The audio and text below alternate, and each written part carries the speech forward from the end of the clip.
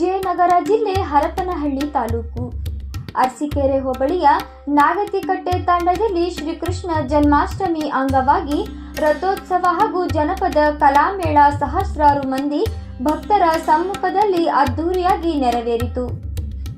ಮಧ್ಯಾಹ್ನ 3 ಗಂಟೆ ಸುಮಾರಿಗೆ ದೇವಸ್ಥಾನದಿಂದ ಆರಂಭವಾದ ಅದ್ದೂರಿ ಮೆರವಣಿಗೆಯು ಪ್ರಮುಖ ಬೀದಿಗಳಲ್ಲಿ ಸಂಚರಿಸಿತು.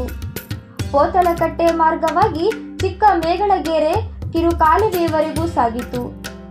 ದಾರಿಯುದ್ದಕ್ಕೂ ನಂದಿಕೋಲು, ಸಮಳ, ಕೀಲುಕುದುರೆ, ಹುಲಿವೇಷ, ಮುರುಗ, ಗೊಂಬೆ ಕುಣಿತ, ಡೊಳ್ಳು, ಮೇಳ ಸೇರಿದಂತೆ ರಾಜ್ಯ ಮಟ್ಟದ ವಿವಿಧ ತಂಡಗಳು ಮೆರವಣಿಗೆ ಮೆರುಗು ಹೆಚ್ಚಿಸಿದವು. ಬಂಜಾರ ಸಮುದಾಯ ಧ್ವಜ, ಮಹಿಳಾ ನೃತ್ಯ, ಉಡುಪುಗಳು ಗಮನ ಸೆಳೆದವು.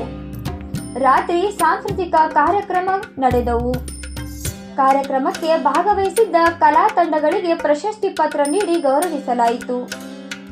ಕೃಷ್ಣಾಷ್ಟಮಿ ಅಂಗವಾಗಿ ಸ್ವಾಮಿಯನ್ನು ವಿಶೇಷ ಹೂವು, ಹಣ್ಣುಗಳಿಂದ ಅಲಂಕಾರ ಮಾಡಲಾಗಿತ್ತು.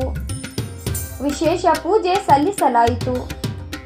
ಈ ಸಂದರ್ಭದಲ್ಲಿ ಪೂಜಾರ್ ತುಳಚನಾಯಕ್, ಸಾಜ್ಯನಾಯಕ್, ರಾಜನಾಯಕ್, ಶೆಟ್ಟಿನಾಯಕ್, ಬಾಲಕೃಷ್ಣ, ಚಂದ್ರನಾಯಕ್, ಕೃಷ್ಣನಾಯಕ್, ಶೇಷನಾಯಕ್, ಕುಮಾರ್ ನಾಯಕ್, ನಾಗರಾಜ ನಾಯಕ್ ಇದ್ದರು.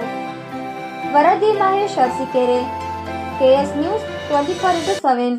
ಗ್ರಹಚಾರ ದೋಷ, ಆರ್ಥಿಕ ಅಡಚಣೆ, ವ್ಯಾಪಾರದಲ್ಲಿ ನಷ್ಟ, ನಿರುದ್ಯೋಗ, ಸಾಂಸಾರಿಕ ವಿರಸ, ಸ್ತ್ರೀ ಪ್ರೇಮ, ವಶೀಕರಣ, ಬೆಂಬಿಡದ ರೋಗ ರುಜಿನಗಳು, ವಿದೇಶ ಪ್ರಯಾಣ, ಸಕಲ ಸಂಪತ್ತಿದ್ದರೂ ಮನಃಶಾಂತಿಗೆ ಕೊರತೆ, ಹೀಗೆ ಸಮಸ್ಯೆಗಳು ಯಾವುದೇ ಇರಲಿ ಪರಿಹಾರ